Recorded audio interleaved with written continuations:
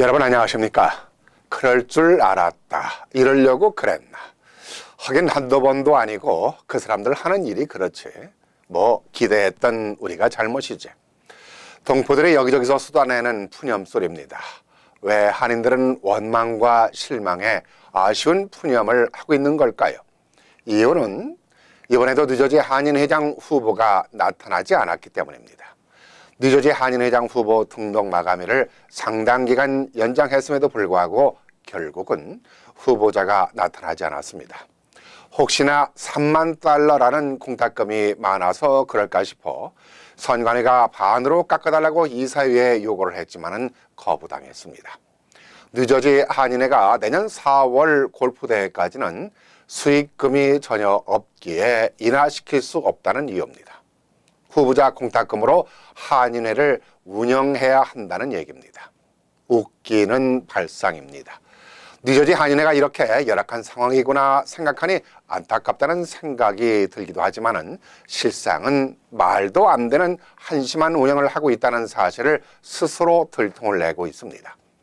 지난 6년 전부터 공탁금 문제와 더불어서 무등록 사태가 반복해서 일어나고 있는데 회장 선출을 위한 공탁금이 아니라 한인회 운영 때문에 공탁금을 조정할 수 없다는 논리를 펴고 있으니 스스로 무능함의 극치를 보여주고 있는 것입니다.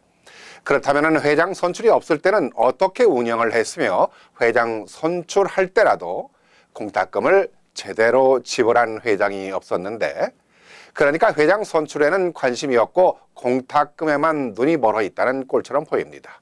이런 상황을 두고 연물에는 관심이 없고 잿밥에만 눈이 멀었다고 말합니다.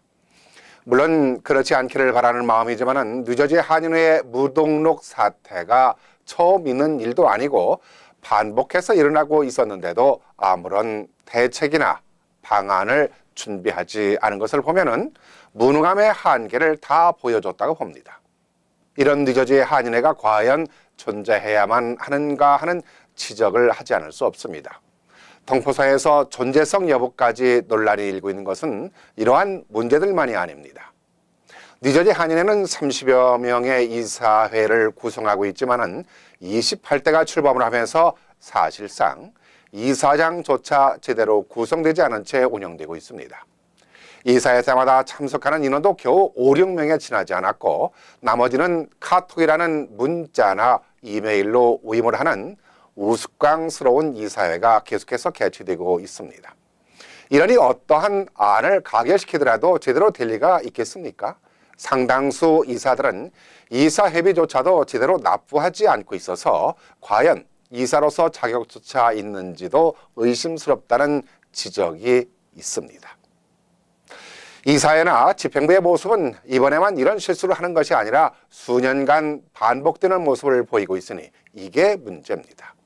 이런데도 현 회장은 별 문제가 없다면서 기형적인 운영에 익숙해져 있습니다. 뉴저지 한인회가 이러니 동포들이 걱정하는 것은 또다시 전과 같이 비대위를 만들고 능력 없는 누군가를 후보로 은근슬쩍 추천을 해서 공탁금도 은근슬쩍 삭감을 하거나 아니면 아예 지불을 하지 않게 하고는 자신들만의 잔치를 하려는 것이 아닌가 하는 의구심마저 듭니다.